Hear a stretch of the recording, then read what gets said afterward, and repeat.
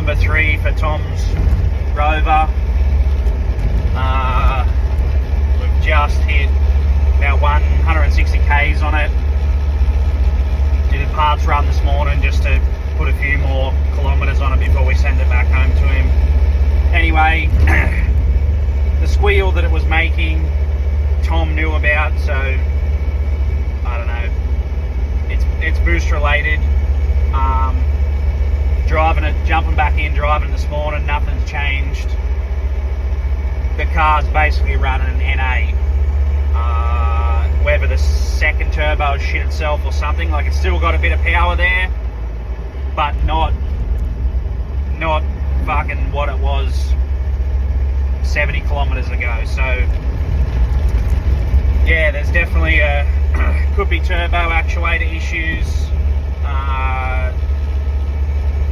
Yeah, it's still making a bit of boost, so I don't think it's boost leak. Never popped a hose or anything. When I looked at it yesterday, everything was fine. Just jumped back in this morning to go for another cruise, and yeah, driving a fucking NA 3-litre fucking piece of shit BMW motor. But yeah, so not a real good review of them, honestly. I wouldn't be putting one of these in my own personal cars. You know, the probably only real benefit is it's sort of lightweight.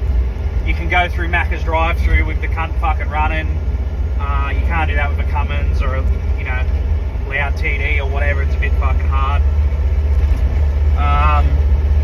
You know, it's a smooth engine. It'll probably get good fuel economy, but your average consumer is not going to be able to fucking work on these.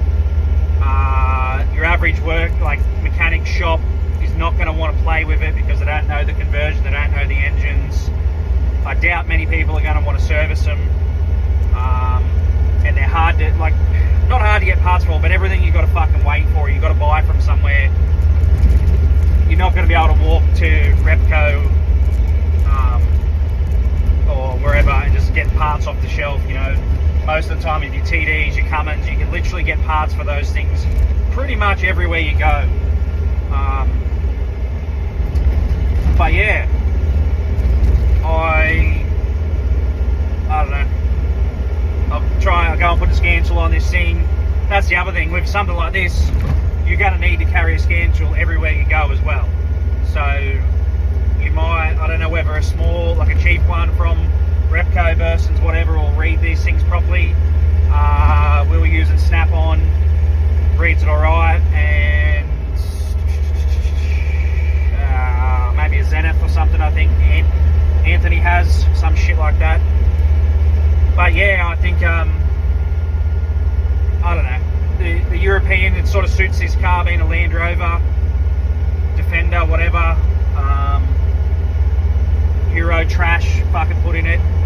I wouldn't be putting one of these in a patrol where you're actually going to fucking flog the piss out of it in the middle of nowhere. Yes, they're a cheap motor and stuff, but, you know, I don't think it's good. That's my personal opinion. There's plenty of other people that love them. They, you know, and like I said in one of the other videos, it's just a fad that'll phase out and it'll go back to normal engines once everyone realises these aren't that good. When they're full of plastic, they cost money to fix. They're a complex engine. The same as the 4.5 Cummins. Everyone was fucking jerking off over them, raving how good they were, so much power. Put one in, they're fucking rattly, they carry on, you can't get parts for them. You need to be a fucking scientist to fucking understand how everything works. The wiring loom, there's just too many wires. That fad has died. You know, it was there for about 2 years and it's pretty much fucking gone. People are pulling those Cummins out, either putting 6BTs, TDs back in, or selling the cars because they're not as good as what they were fucking jerked off to be.